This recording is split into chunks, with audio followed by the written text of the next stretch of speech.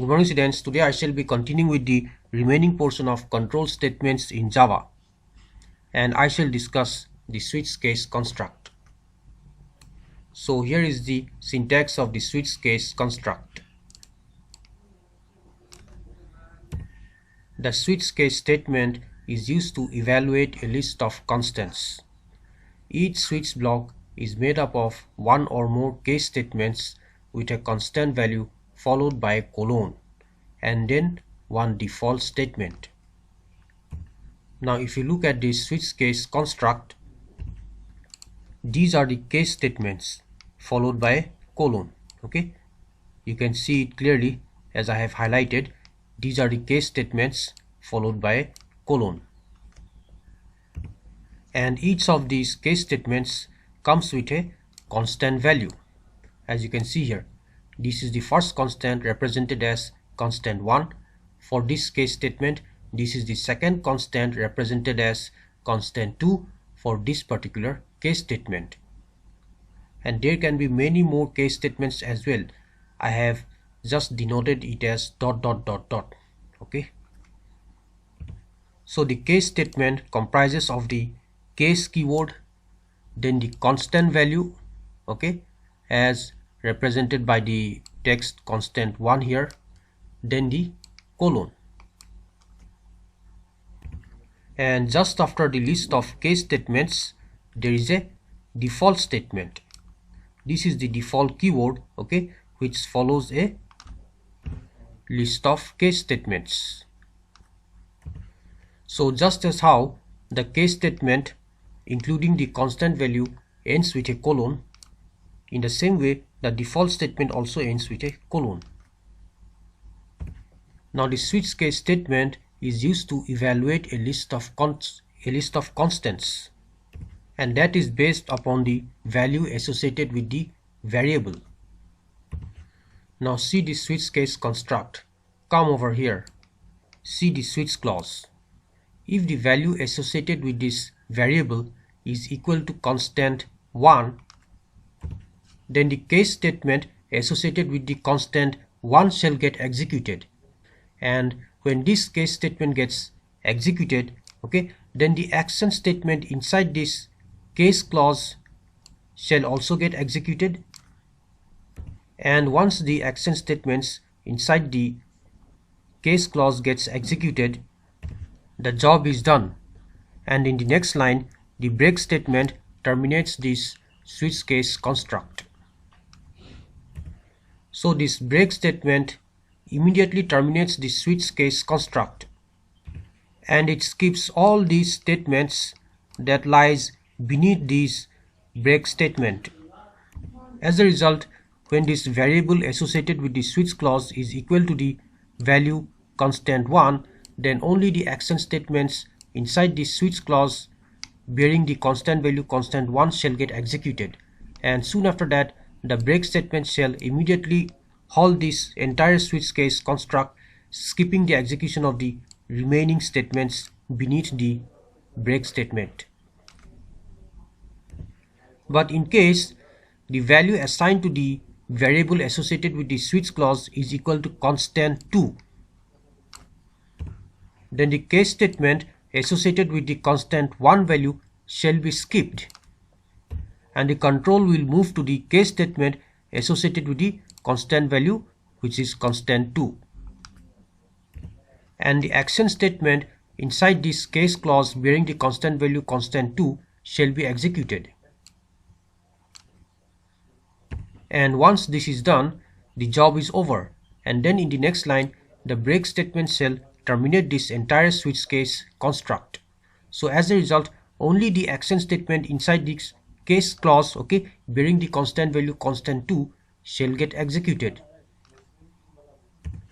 But there can be an instance where the value associated with the variable of the switch clause does not match any of these case statements, and in such cases, when the value associated with the variable of the switch clause does not match any of the values in the case statements, then the case statements are ignored and the statement inside the default clause gets executed. And once the default clause gets executed, the statement inside the default clause, okay, gets executed. And once this is done, the job is over, and then in the next line the break statement terminates the switch case construct. And keep in mind one thing, that the evaluation of the switch case construct happens from top to bottom, okay, top to bottom. So the case statements, okay, with the constant value at the top shall be compared with the value of the variable associated with the switch clause, followed by the constant value in the next case statement. And this process shall go on with the remaining case statements. And if none of the values of the case statement, okay, if none of the constant values of the case statement matches the value of the variable, then at the bottom the default clause shall get executed. So this shows that the evaluation of the switch block takes place from top to bottom. So remember these points. The break command is used to terminate the switch block.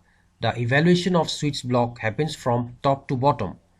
If any case statement is evaluated as true, the action statements of that case statement is executed and switch block is terminated, or else evaluation continues. Remember, the switch block is terminated with the help of the break command. And if none of the cases is evaluated as true, then action statements of default clause is executed. Now remember that this switch case construct, okay, shall also be used as an alternative to the else if construct. That means you can use the switch case construct as an alternative to the else if construct. And regarding the else if construct, I have already discussed that in my earlier presentation. Now I shall explain you this switch case construct with the help of a Java program. Now read the question in this slide. It says, write a program in Java to print the name of day based on the day number. So this is the program, okay, which shall print the name of the day based on the day number. The program starts by defining a class called example7, and this is the body of the class as represented by the opening parenthesis and the closing parenthesis.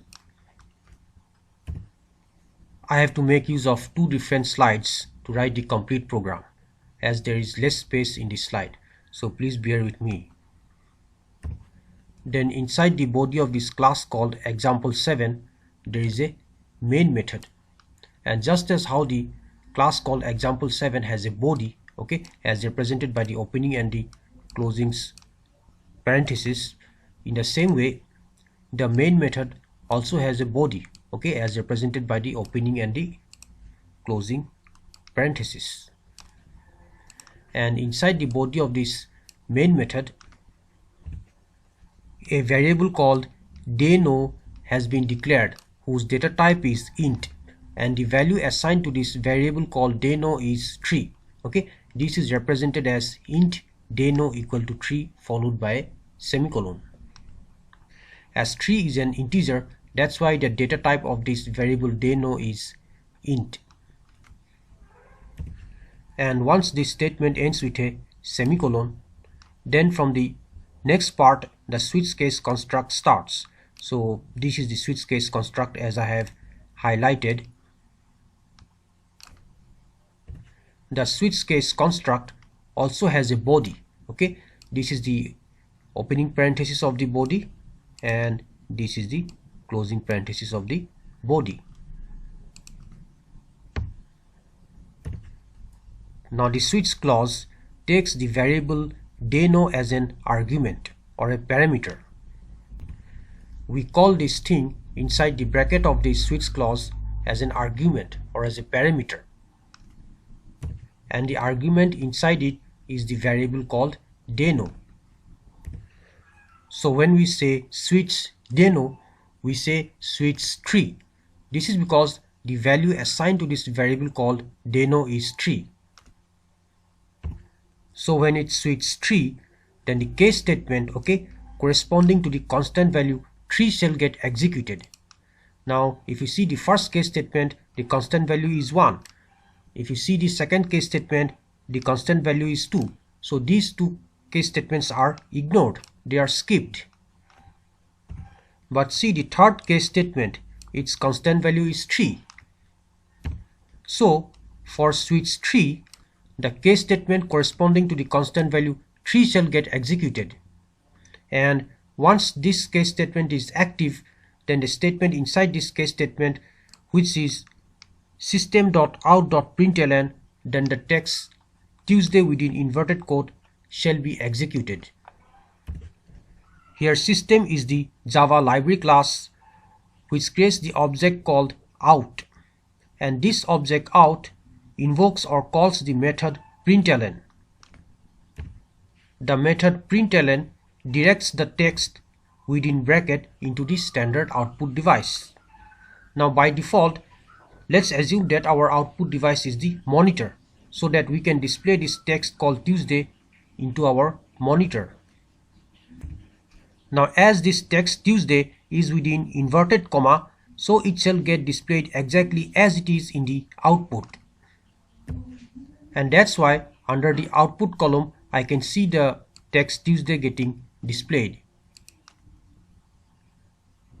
And once this statement gets executed, it ends with a semicolon. Then in the next line the statement is break. Now this break statement shall terminate the entire switch case construct. Okay, it shall terminate the entire switch case construct. As a result, the remaining case statements, okay, starting from case 4 till case 7, and along with that the default clause shall not get executed. As for switch 3, the only matching clause is this one, which is case 3, and the statement inside this clause shall get executed, and followed by that the break statement shall terminate this switch case construct, skipping the execution of the remaining case statements and the default statements. And as a result, in the output I can only see the text Tuesday, because this text Tuesday was displayed after executing the statement inside the case clause, okay, corresponding to the constant 3. And after that the body of the switch case construct ends here, followed by the body of the main method and then the body of the class. So I hope this is clear to you, and with this I end my presentation here.